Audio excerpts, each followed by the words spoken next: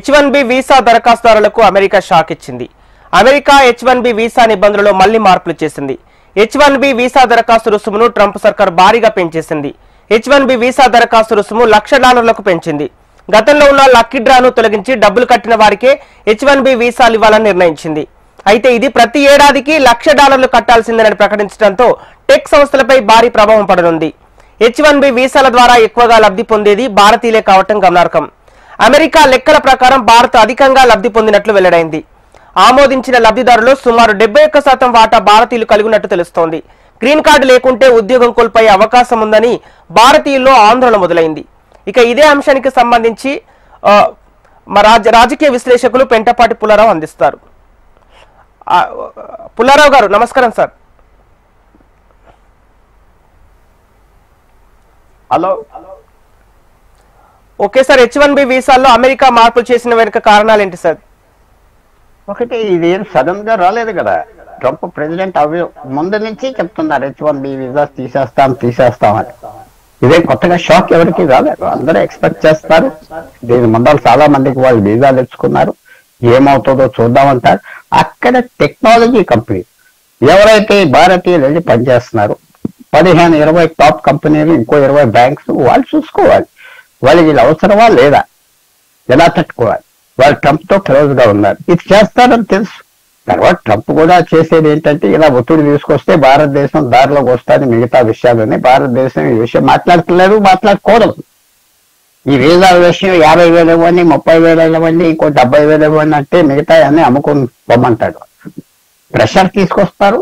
మనకు ముఖ్యమని తెలుసు. కానీ ఈ పాలసీ వల్ల పెద్ద ఇబ్బంది రాదు. ఏదో ఇమీడియట్ గా కొంతమందికి జరుగుతుంది. కానీ మిగతా దేశాలు భారతీయులు తీసుకోవటానికి యూరోప్ లో రష్యా, జపాన్ అందరూ రెడీగా ఉన్నారు. సో కొద్దిగా మన సిచ్యువేషన్, మన ఆలోచన మార్చుకోవాలంటే, ఆ అమెరికాకి వెళ్ళే మైండ్ యూరోప్కి వెళ్ళాలి, ఆ యూరోప్కి వెళ్ళే మైండ్ రష్యాకి వెళ్ళాలి, ఇజ్రాయెల్కి వెళ్ళాలి. అంతే. ఇది జపాన్ ఏం తక్కువ దేశాలు కాదు. ఎంతమంది లక్షల మంది ఆస్ట్రేలియా వెళ్ళారు, న్యూజిలాండ్ వెళ్ళారు. సో ఎవరికైతే స్కిల్స్ ఉన్నాయో వాళ్ళకి ఉద్యోగాలు వస్తాయి. మన గవర్నమెంట్ కూడా ఇమీడియట్ గా మిగతా దేశాలతో మాట్లాడి దారిలో పెడితే పెద్ద షాక్ ఉండదు. ఇది ఎవరికి షాక్ కాదు.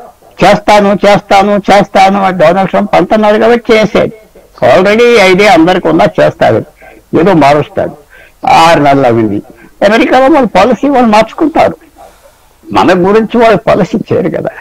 మన అవసరాలు ఉంటే తీసుకుంటారు. దీనికి మన జవాబు ఏంటి?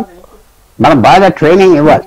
ఈ టెక్నికల్ ఎడ్యుకేషన్ భారతదేశంలో పెంచాలి, స్టాండర్డ్స్ పెంచాలి. కొత్త సైన్సెస్, కొత్త మ్యాథమెటిక్స్, కొత్త computer skills, software skills, artificial intelligence మీద ఎంఫోసిస్ ఇవ్వాలి. అదేం నాకు కనపడలేదు. రాష్ట్ర ప్రభుత్వాలు అసలు ఏం చేయట్లేదు. సెంట్రల్ గవర్నమెంట్ కూడా స్లోగా వెళ్తుంది. మార్పు వస్తుంది. మార్పు ఖాయం. మార్పుకి మనం జవాబు చెప్పాలి. అది చెప్తున్నామా? ఆ జవాబు ఏం కనపడట్లేదు నాకు మన దేశంలో. అంటే ఇప్పుడు రుసుముల పేరుతో అమెరికా ప్రతి సంవత్సరం ఇట్లా అంటే రుసుము భారీ మొత్తంలో తీసుకోవడం వెనుక కారణాలేంటి? ఇప్పుడు వాళ్ళు ఏమంటున్నారంటే, ఇక్కడికి వెళ్ళిన వాళ్ళు $60,000-70,000 పనిచేస్తున్నారు. తక్కువ జీతాలు ఇచ్చి వీళ్ళతో ఉపయోగించుకుంటున్నారు అక్కడి కంపెనీలు.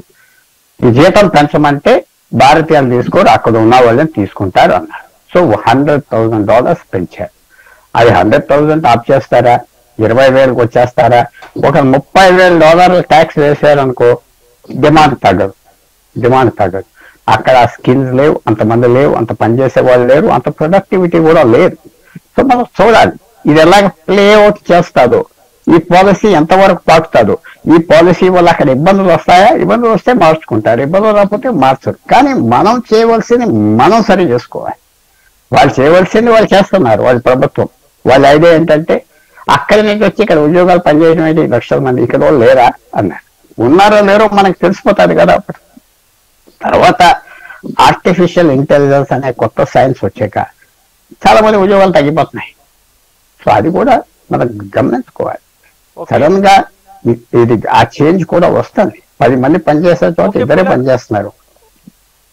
ఓకే పుల్లారావు గారు, అంటే ఇప్పుడు H1B వీసాల రుసుము పెంచడంతో భారతీయులకు లాభం అనుకోవాలా, నష్టం అనుకోవాలా సార్?